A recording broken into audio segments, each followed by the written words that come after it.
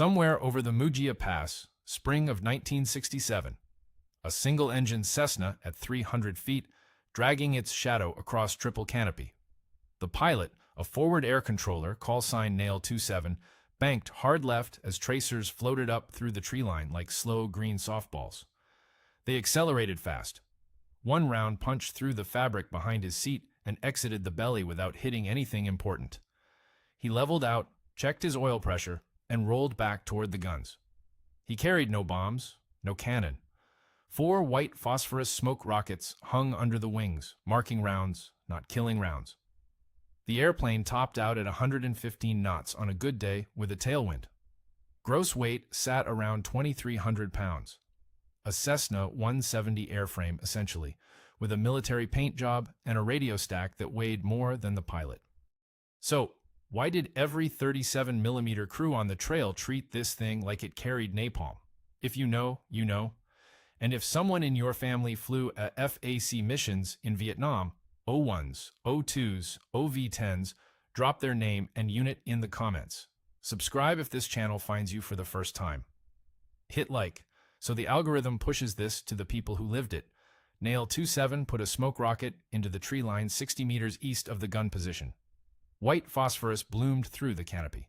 He pulled up, keyed the radio, and read off coordinates to a flight of F-100s holding at 12,000 feet. The Super Sabres rolled in 45 seconds later. That smoke mark landed within 30 meters of the target. The 500-pounders landed within 30 meters of the smoke. Do the math on the error chain, and you understand why the NVA called the bird dog something that roughly translates to the whispering death. Sources conflict on the exact phrasing. The sentiment carried. The bird dog couldn't kill anything. It could get anything killed. The after-action report from this stretch of Route 12 lists 14 secondary explosions following the strike.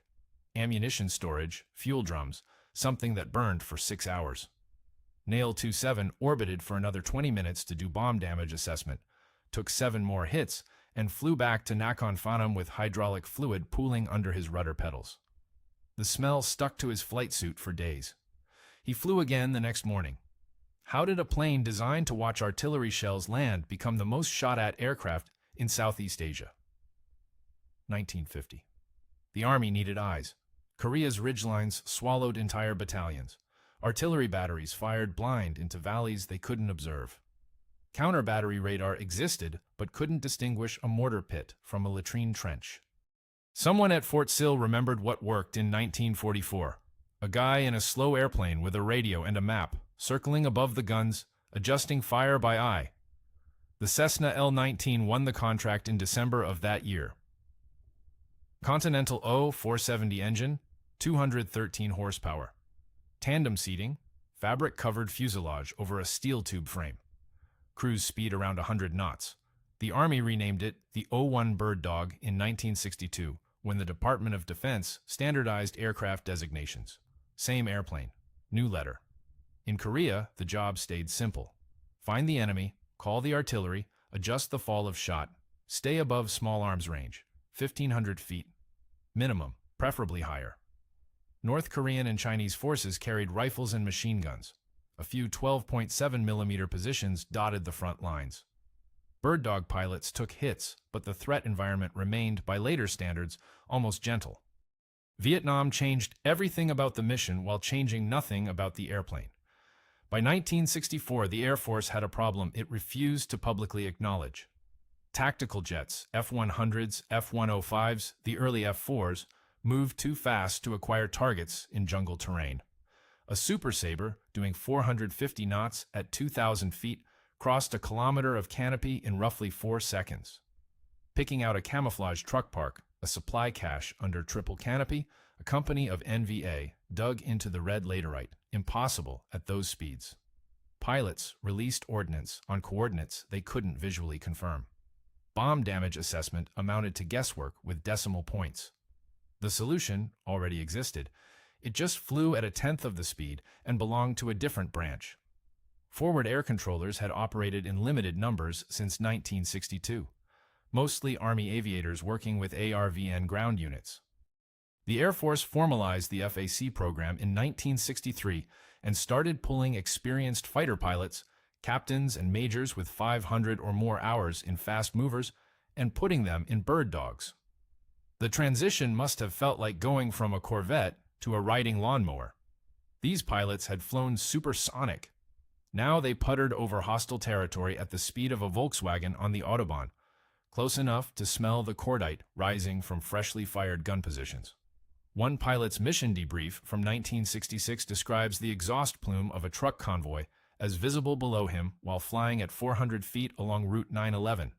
At that altitude, he could count individual vehicles, see drivers jumping from cabs. That intimacy with the battlefield made the FAC indispensable.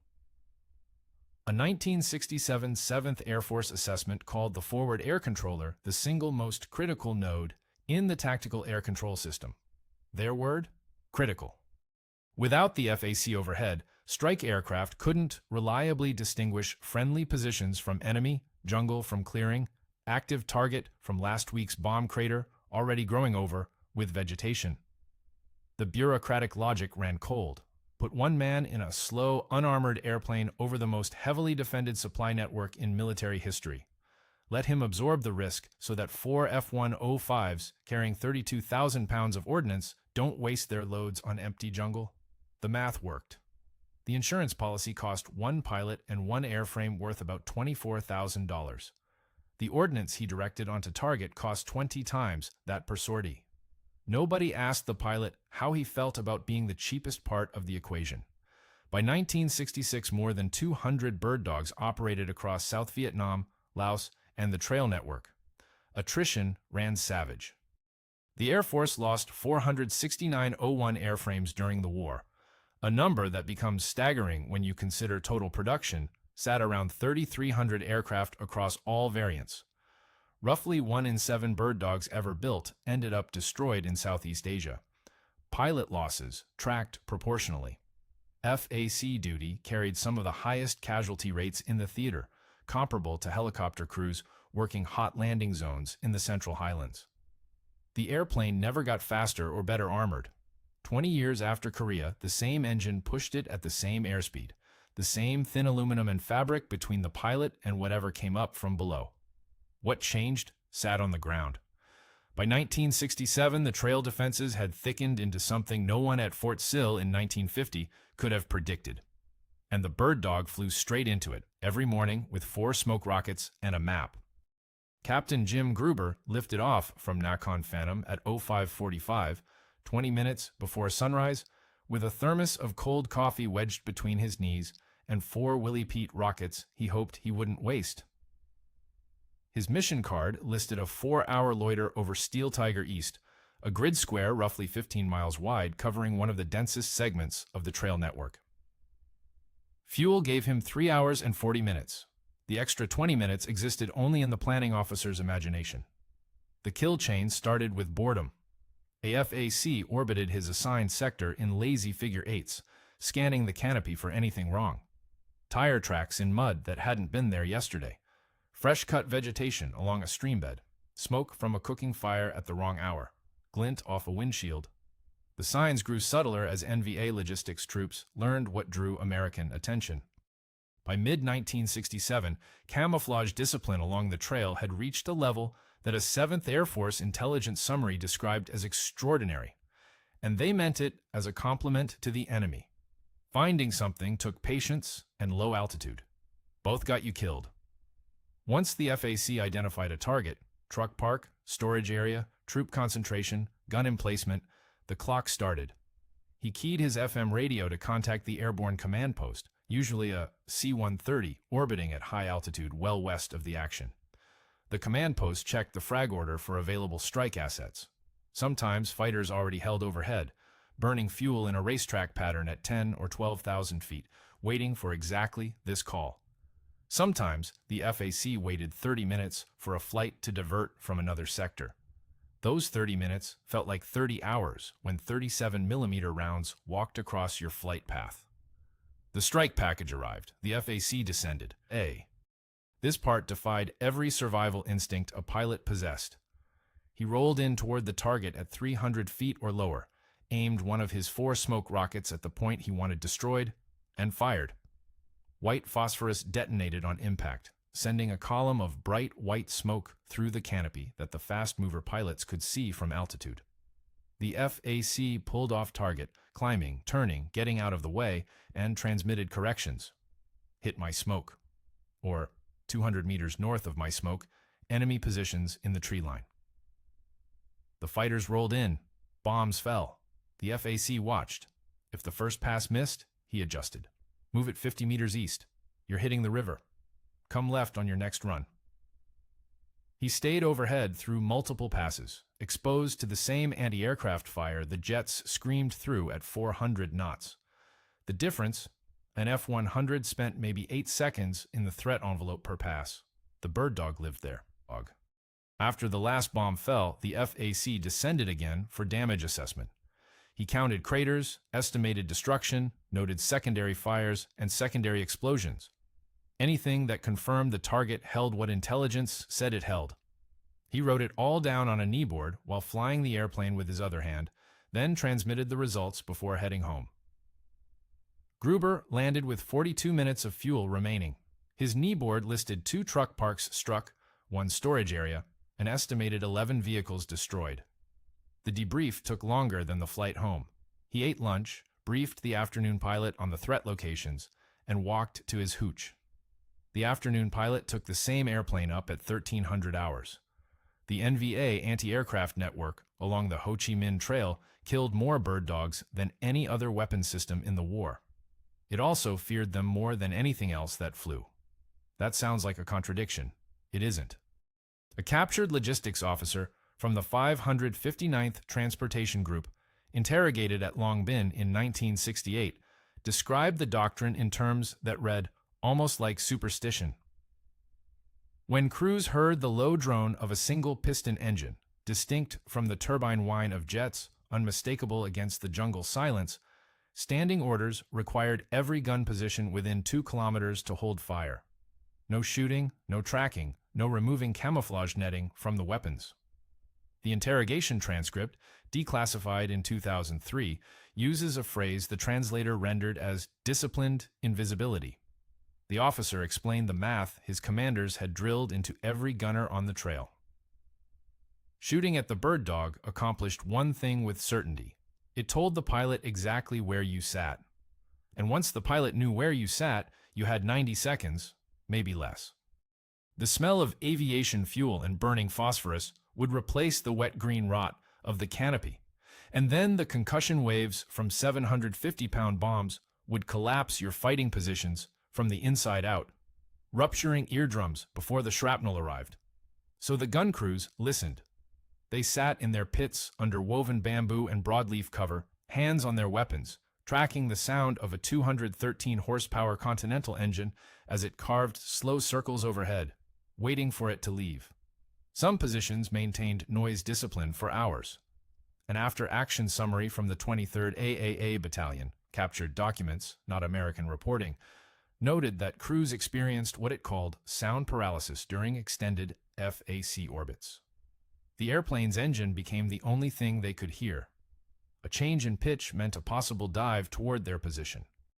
A moment of silence when the engine note faded behind a ridge meant either salvation or the 30-second countdown before a strike aircraft appeared. The cruelty of the system cut both directions. NVA gunners who held fire survived to fight another day, but watched supply convoys burn unopposed beneath American ordnance. Gunners who opened up revealed the entire defensive network, because FAC pilots mapped every muzzle flash, every tracer origin point, and fed coordinates to successive strike packages that worked outward from the initial target like a surgeon debriding a wound. The bird dog didn't need to carry weapons. Its engine noise functioned as a psychological weapon that froze an entire logistics corridor in place. Silence or death. The NVA chose silence, and the trucks still burned. Khe Sanh Combat Base, January 1968. 6,000 Marines surrounded by 2 NVA divisions dug into the hills. Fog sat in the valley like concrete most mornings, burning off by 10, rolling back by 3. The FAC window ran maybe 5 hours on a good day. Captain Charles Rushforth flew his O-1 through ceilings so low he navigated by following Route 9 beneath him, the red dirt road, his only reference against white nothing. When the fog broke, he had targets stacked 3 deep, mortar positions on Hill 881, trench lines creeping toward the perimeter wire, artillery emplacements the Marines could hear but not see. Rushforth directed over 100 sorties during the siege. A 7th Air Force summary from February 1968 noted that a single FAC operating over Khe Sanh controlled more daily ordnance tonnage than some entire campaigns in World War II. Read that again. One man in a fabric-covered Cessna, directing the equivalent of a strategic bombing campaign through a handheld radio while anti-aircraft fire punched holes in his wings. Rushforth's maintenance logs from that month show his aircraft taking hits on 9 of 14 missions flown. The crew chief patched the fuselage with speed tape and aluminum sheet between sorties.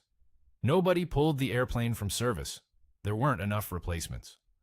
30 days later, the Tet Offensive broke across South Vietnam, and the bird dogs went urban. Hue City. FAC pilots, who'd spent months learning to read jungle canopy, now flew over tile rooftops and colonial architecture, trying to distinguish NVA positions from civilian homes, while Marines fought room to room below. The margin for error dropped to 0. A smoke rocket 200 meters off target in the jungle hit trees. In Hue, it hit a family. Captain Bill Rowe flew repeated passes at 200 feet over the citadel, close enough to see muzzle flashes from individual windows in the Imperial Palace walls. The hydraulic fluid leaking from around through his left wing strut smelled sweet and wrong, like antifreeze, mixing with the smoke from burning buildings that rose past his canopy in columns he had to fly through because there existed no altitude low enough to mark targets and high enough to avoid the fires. Rowe pulling through black smoke over the citadel with hydraulic fluid streaking his windscreen. That was the bird dog's whole story compressed into a single pass. An airframe from 1950 doing a job no one designed it for, held together by a pilot who understood that if he left, the Marines below lost their eyes. 3 years later, Lam Son, 7/19, February 1971. Our RVN forces pushed into Laos along Route 9, and the trail defenses opened up with everything they'd stockpiled. Bird dog losses spiked. The Air Force lost 6 O-1s in 11 days over the corridor. Sources conflict on exact pilot casualties. The records mix ARVN and American FAC losses in ways that suggest someone preferred ambiguity. The airplane kept flying, slower than everything around it, thinner-skinned, carrying nothing that exploded on impact except 4 tubes of white phosphorus and whatever the pilot had left in him. The O-1 Bird Dog flew its last American combat mission in 1972. The OV-10 Bronco had already replaced it in most sectors. Faster, twin-engine, carrying actual ordnance. The Bird Dog's retirement from American service barely registered. Bureaucracy moved on. The airframe didn't. South Vietnamese Air Force pilots kept flying them. RVN FACs inherited the same mission and the same kill chain, plus the terrible math of slow airplanes over dense flak. By April 1975, the math had stopped working entirely. NVA divisions rolled south with conventional armor, and the Bird Dogs flew against columns of T-54 tanks on open roads. Targets so obvious that the old game of patience and camouflage detection no longer applied. There simply weren't enough strike aircraft left to call. April 29, 1975. Major Buang-Ly loaded his wife and 5 children into an O-1 at Khe Sanh Island. The airplane's maximum capacity listed 2 occupants, 7 people crammed into a cockpit built for a pilot and an observer, the children stacked on laps and wedged against the instrument panel. He flew east over the South China Sea looking for the American fleet. Found the USS Midway. The flight deck held helicopters parked wingtip to wingtip. Hueys pushed to the edge. CH-46s clustered amidships. No room for a fixed-wing landing. Buang-Ly made 3 low passes, dropped a handwritten note from the cockpit window. The note asked the ship to clear the deck. Rear Admiral Larry Chambers read it and made a decision that violated about 15 regulations simultaneously. He ordered the crew to push helicopters overboard. Millions of dollars of UH-1 Hueys shoved off the flight deck into the Pacific to make room for a Cessna that cost the Army $11,000 in 1950. Buang-Ly landed on his first attempt, tailhook free, no arresting wire, full flaps, touching down in a space shorter than any runway the O-1 had ever been designed to use. The deck crew swarmed the airplane. 7 people climbed out. A photograph taken seconds later shows Buang-Ly standing on the flight deck holding his youngest child, the bird dog behind him with its prop still windmilling. That O-1 sits in the National Naval Aviation Museum in Pensacola today, the last bird dog to fly a combat-adjacent mission, and arguably the most consequential landing in the airplane's 25-year operational history. So, what replaced the bird dog in American doctrine? Everything and nothing. The kill chain Gruber flew in 67, find, mark, direct, assess, runs through every close air support evolution the U.S. military executes today. A JTAC on a hilltop in Helmand Province in 2010 performed functionally the same job as a FAC over Steel Tiger East, minus the airplane. The MQ-1 Predator, orbiting at 15,000 feet over Kandahar, carried the bird dog's DNA in its mission profile: slow, persistent, watching. An Air Force tactical review from 2012, declassified in 2019, stated that the foundational CAS architecture remains unchanged from Vietnam-era FAC procedures. Their phrasing. The technology improved by orders of magnitude. The concept stayed identical. That's either a testament to how right the original idea got it, or an indictment of how slowly institutions evolve. Probably both. The O-1 bird dog cost the American taxpayer roughly $11,000 per airframe in $1950. Adjusted, maybe $130,000 in today's money. An MQ-9 Reaper runs about $32 million. Both exist to do the same thing: put eyes on a target and tell someone with bombs where to put them. The Reaper does it from an air-conditioned trailer in Nevada. The bird dog did it with a man sitting in the threat envelope for 4 hours, writing coordinates on his knee with a grease pencil, bleeding hydraulic fluid from holes in his wing. The Air Force Historical Research Agency at Maxwell Air Force Base maintains the official FAC loss records under File Series K717.304, covering 1962 through 1973. Total O-1 airframe losses in Southeast Asia reached 469. Pilot and observer casualties fill a separate archive. That file stays classified in portions. Someone at the National Archives confirmed its existence in 2011, but noted ongoing review for declassification. 469 airframes, $11,000 each. $5 million total, roughly, for the airplanes themselves. The ordnance they directed cost several billion. A clerk at Maxwell filed the last update to K717.304 in 1978, typed the classification header, and walked to lunch.